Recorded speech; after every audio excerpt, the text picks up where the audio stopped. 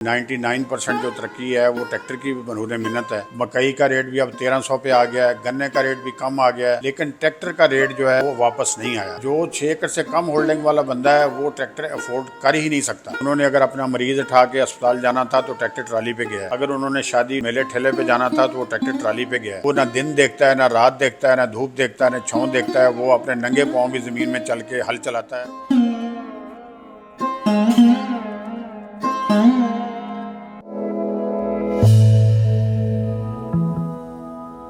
السلام علیکم ناظرین، AWC ایگری کے ساتھ میں ہوں محمد عمران جعفر، اور آج میرے ساتھ ایک ایسی شخصیت موجود ہیں جن کا زرعی آلات اور ٹریکٹر کے حوالے سے، بزنس کے حوالے سے وسیع تجربہ ہے۔ وطن عزیز میں جس طرح سے زراعت مکمل طور پر بحران کا شکار ہے، واضح پالیسیاں نہ ہونے کی وجہ سے ہمارا کاشتکار تو شدید مشکلات کا شکار ہے ہی، مگر اس کاروبار سے وابستہ افراد بھی کم مشکلات کا شکار نہیں ہیں۔ تو ہمارے ساتھ محمد اجمل جتالہ صاحب موجود ہیں جو اس شعبے سے عرصہ دراز سے منسلک ہیں۔ زرعی آلات، ٹریکٹرز کی مارکیٹنگ کے حوالے سے تقریباً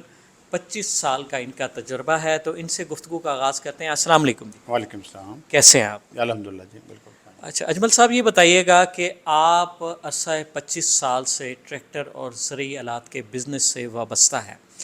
ان 25 سال میں آپ کے کیریئر کا آغاز جب ہوا تو اس وقت آپ کا بزنس کس لیول پہ تھا، پھر کس طرح سے درجہ بدرجہ آپ نے اس میں کامیابیاں حاصل کی، اور موجودہ اس لیول کو کہاں پر دیکھتے ہیں؟ پہلے جس وقت ہم نے سٹارٹ کیا ہے 1998 سے، اس وقت فارم میکنائزیشن پہ ذمہ دار شفٹ ہو رہے تھے۔ اس وقت ٹریکٹر مارکیٹ میں کم ہوتے تھے، لوگ ٹریکٹر خریدتے تھے اور اپنی فارمنگ بڑھاتے تھے۔ نو ڈاؤٹ کہ ٹریکٹر نے زراعت میں انقلاب برپا کیا ہے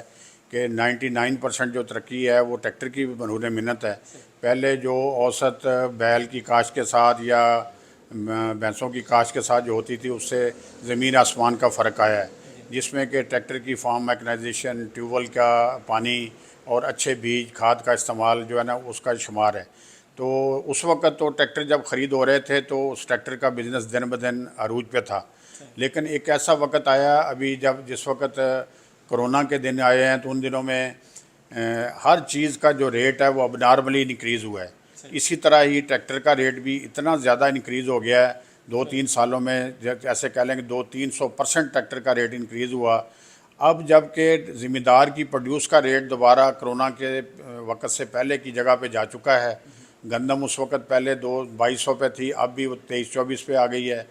مکئی کا ریٹ بھی اب 1300 پہ آ گیا ہے، گنے کا ریٹ بھی کم آ گیا ہے، لیکن ٹریکٹر کا ریٹ جو ہے وہ واپس نہیں آیا، جس کی وجہ سے ذمہ دار کی قوت خرید بری طرح متاثر ہوئی ہے۔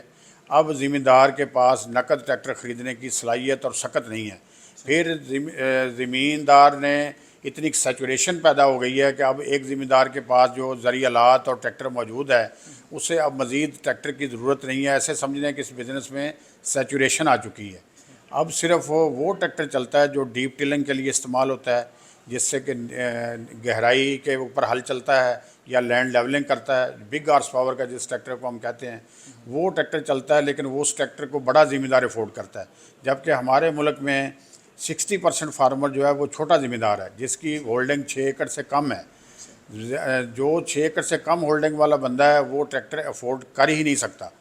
اس لیے وہ کوشش کرتا ہے کہ میں کرائے سے کام کرا لوں، رینٹل بیس پہ کام کروا لوں۔ جو بڑا ذمہ دار ہے اس کو ٹریکٹر سوٹ کرتا تھا، لیکن اب جو معاشی حالات ہیں، جو ذمہ دار کی پروڈیوس کا ریٹ بری طرح سے نیچے گرے ہیں، اس سے اس کی زمین کے اگر رینٹ نکال لیں جس کو ہم ٹھیکہ بولتے ہیں، اور اس کے اخراجات نکال لیں، انپٹس، کھاد، بیج، ادویات، تو وہ لاس میں ہے، اور 2022 سے آنورڈ ڈکلائن ہے، اور ابھی مزید دیکھ رہے ہیں کہ یہ ذمہ دار کا جو حالات ہیں اس سے مزید ڈکلائن رہے گی جب تک کہ ذمہ دار کو اگر کوئی سپورٹ پرائس نہیں ملتی۔ اس وقت تک ٹریکٹر انڈسٹری کا بزنس اور آٹو موبائل کا بزنس، ریئل اسٹیٹ کا بزنس، یہ جو سارے ہیں یہ بری طرح متاثر ہیں۔ اس میں ذمہ دار کے پاس سکت نہیں ہے، خریدار کے پاس سکت نہیں ہے، مال مارکیٹ میں کھڑا ہے، اب ان کے پاس خریدنے کی طاقت نہیں ہے۔ صرف لوگ اب کوشش کرتے ہیں کہ بینک سے کوئی لیزنگ کروا لیں جو کم مارک اپ کے اوپر گورنمنٹ کر رہی ہے، تو اس کے ساتھ کام کریں، اس لیے جو ہے نا جب تک کوئی ذمہ دار کی پروڈیوس کو امدادی قیمت یا سپورٹ پرائس نہیں ملتی اس وقت تک اس بزنس میں بہتری کے کوئی امکانات نہیں ہیں۔ اچھا، جیسا کہ آپ نے بتایا کہ ٹریکٹر کی زراعت میں، پاکستانی زراعت میں اس کی آمد سے جو ہے پاکستان کی پیداوار میں اور معیشت میں بھی بڑا فرق پڑا، کیونکہ پاکستان ایک بنیادی طور پر زرعی ملک ہے، اور اس کے ساتھ ساتھ ہمارے کاشتکار یا ذمہ دار کی بھی معاشی صورتحال بہتر ہوئی۔ تو یہ سلسلہ کب سے کب تک چلا کہ یہ بہتری رہی، اور اس کے بعد جو ہے پھر کس دور سے آپ سمجھتے ہیں کہ ذمہ دار کے ساتھ ساتھ آپ کا بزنس بھی متاثر ہونا شروع ہو گیا؟ میں نے جیسے پہلے عرض کیا نا کہ ٹریکٹر جب آیا تو ٹریکٹر کے آنے سے لوگوں کا لیونگ سٹینڈرڈ اپ ہو گیا،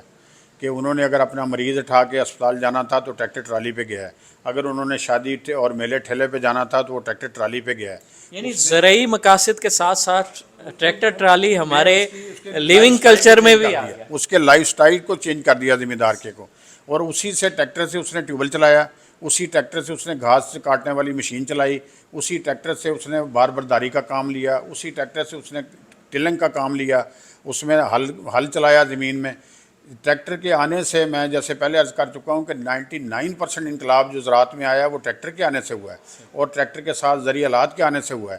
لیکن اب حالات اس نہج پر پہنچ چکے ہیں کہ ذمہ دار کی جو پروڈیوس ہے اس کو اس کا ریٹ نہیں مل رہا، ان پٹس مہنگی ہو گئی ہیں، ٹریکٹر مہنگے ہو گئے ہیں، زرعی آلات مہنگے ہو گئے ہیں، اب وہ اپنے بجٹ میں نہیں ہے، ہر ذمہ دار اپنے لاس میں جا رہا ہے۔ اب ذمہ دار کو جب تک اس کی پروڈیوس کا ریٹ صحیح نہیں ملتا، یہ مناپلی ہے کہ شوگر ملوں میں اگر ذمہ دار کا پیسہ گیا تو شوگر ملیں دبا کے بیٹھ گئی ہیں۔ اب اگر فلور مل والے کے پاس بلیک میلنگ ہے، گورنمنٹ نے ویٹ خرید نہیں کی ہے، باہر سے ویٹ منگوا لی ہے، تو یہاں سے جو ویٹ ہے وہ لوگوں کی گھر میں پڑی ہے۔ اب فلور مل والے ان کو بلیک میل کر رہے ہیں، کوئی 2400 پہ لے رہا ہے، کوئی 2500 پہ لے رہا ہے، پھر ادھار لے رہے ہیں۔ اسی طرح مکئی کا بھی ہوا ہے کہ جب تک گورنمنٹ لیول پہ کوئی سپورٹ پرائس نہ ملے ذمہ دار کو، یا ان کی جو پروڈیوس ہے ان کی خریداری کی گارنٹی نہ دی جائے، تب تک زراعت اب بہتر نہیں ہو سکتی۔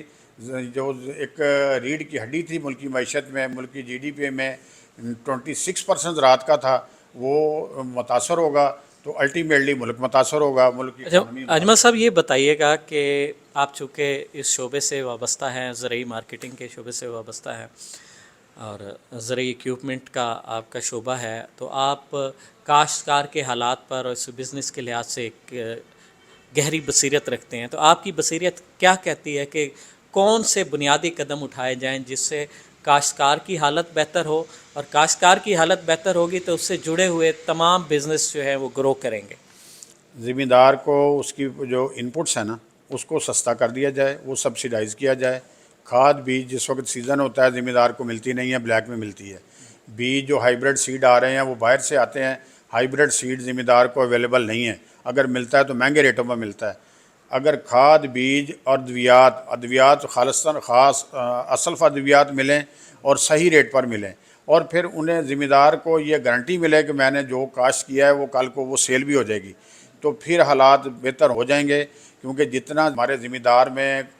قوت ارادی ہے کہ وہ نہ دن دیکھتا ہے، نہ رات دیکھتا ہے، نہ دھوپ دیکھتا ہے، نہ چھاؤں دیکھتا ہے، وہ اپنے ننگے پاؤں بھی زمین میں چل کے ہل چلاتا ہے، قوت ارادی اس کے پاس ہے۔ لیکن اگر اس کو